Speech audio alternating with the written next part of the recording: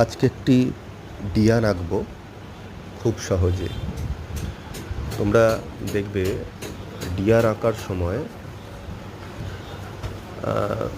deer বা হরিণের মুখটা, গলা আর বডি এই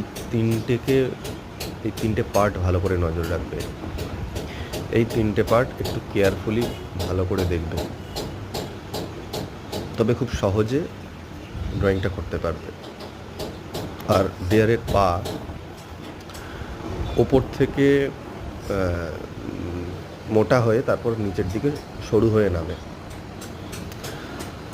কাজেই ডিয়ারের পা,